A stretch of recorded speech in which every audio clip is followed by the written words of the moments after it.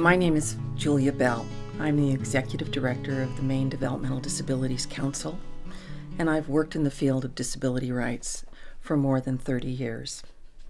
In my professional role, I can attest to the value of family organizations as a critical link to parents, self-advocates, and their siblings.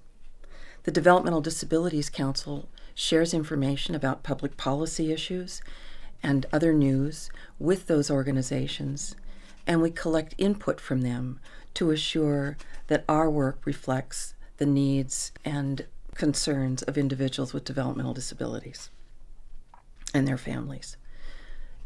Equally as important, and the reason I am pleased to be introducing this video, is that I am the parent of 2 young adult children, one of whom is deaf and has developmental disabilities. Although my husband and I both worked in fields that gave us access to information about services for individuals with disabilities, we were overwhelmed with worry when our daughter was diagnosed as deaf when she was 16 months of age. We were fortunate, however, really fortunate, through an unexpected opportunity to meet other parents of children who were deaf.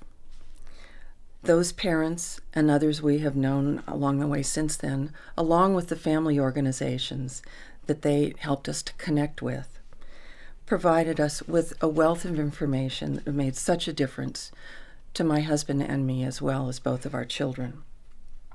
It was through the family organizations and other parents that we learned about available resources and how to deal with major and minor challenges in ways that would keep our family strong and assure that we were well equipped to deal with those bumps in the roads as our children grew up. You're now going to hear from parents who are connected with one or more of the 7 entities that make up the Maine Alliance of Family Organizations. Their personal stories illustrate the resources and assistance that are available to families through such organizations, and how each of their families has benefited from the support they have received. Hi, my name's Elizabeth. Remember that statement that Hillary Clinton used often when she was putting out her book not so long ago, "It takes a village to raise a child"?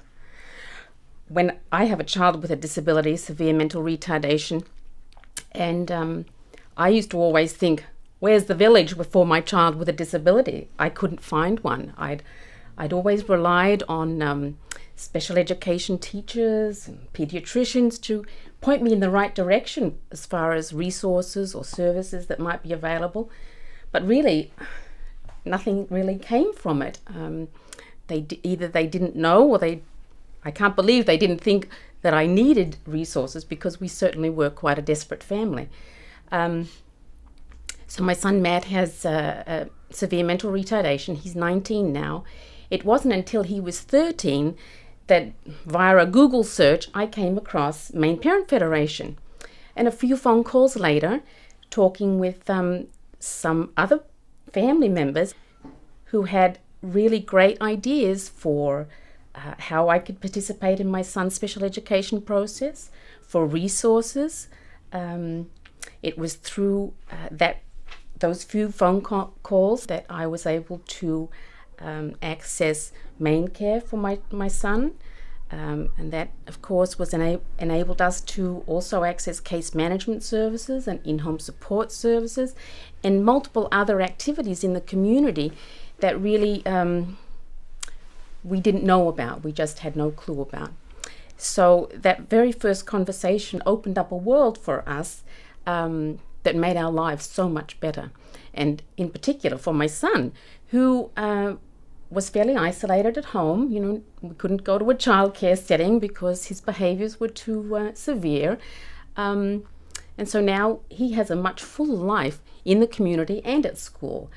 I'm able to participate in his special education process so much more effectively than before, because until I contacted the family organization, I didn't know that special education regulations even existed. Since being able to access these resources, I've been able to resume work and spend more time with my other children who before really were in the background because Matthew took up so much of our time. And all of this happening whilst my son Matt has grown in independence and skills through his in-home support services and the other community resources that we've been able to access. Family organizations are free, and I think that makes them so much more accessible for families, because having a child with a disability is often very costly, as you're paying so much more for anybody to really babysit him or look after him, or just health insurance used to be a major problem for us as well. So the fact that family organizations exist and are free to other family members is a real benefit. So now when I hear that statement, it takes a village to raise a child, I think to myself, I found village thanks to the family organizations in Maine. My name is Tamara, and I consider it an honor to share my experience working with GEAR with you all. Being part of an organization, to me, can be brought down to one word: understanding. These organizations are a community of families with shared experience that bring a particular level of understanding only gained through these shared experiences. When I sit in a room with other families, I know that they understand the devastation and the confusion and the hope and even the relief that comes with receiving your child's diagnosis. I know that they understand that there's nothing wrong with my children, that their odd behavior is actually their way of trying to deal with a world they can't process and can't communicate with. I know that they share similar goals with me, such as trying to attain services appropriate to my child's disability. I know that each and every family that I work with and come in contact with recognizes the need for the services that we receive to help us build a foundation on which our children can have a meaningful and independent future. I also know that they share similar challenges, such as the social stigma attached with many of our children's disabilities. Nearly all of us, and I know this from some numerous support groups, have come in contact with the unkind comments of retard and brat, or even the well-meaned comments of, parenting advice that's really not all that well informed. And I know that they share the same financial burdens as I do, and they feel the same emotional strain that comes from raising a special needs child. Most surprising to me is a shared language we all seem to have. At first, the challenge of, deciphering all those acronyms, IEP, OT, PT, CDS, ABA, is daunting. But you end with a knowledge of these terms that kind of creates its own language that I use only when speaking with other families of special needs children. As for what I've gained from my involvement with a family organization, that also can be said in one word: knowledge. I know the knowledge I gained from the numerous workshops and trainings that I've attended has been invaluable. Knowledge really is power. I've learned what rights and responsibilities come with my role as an advocate. Responsibilities such as providing pertinent practice-based evidence for my child's educators to use in their care, maintaining open lines of communication to all providers, which includes returning phone calls and signing releases, and coordinating services for my children that they receive both in their school and in my home, and maintaining a comprehensive portfolio to track the progress that my children are making so that they can continue to receive services that are both necessary and effective. They have also given me an understanding of mine and my child's rights that are protected under laws and policies already in place for recipients of special needs services. Let me end by saying this understanding and knowledge provided by family organizations is not limited to the ones they serve. I believe them to be a huge resource in our state.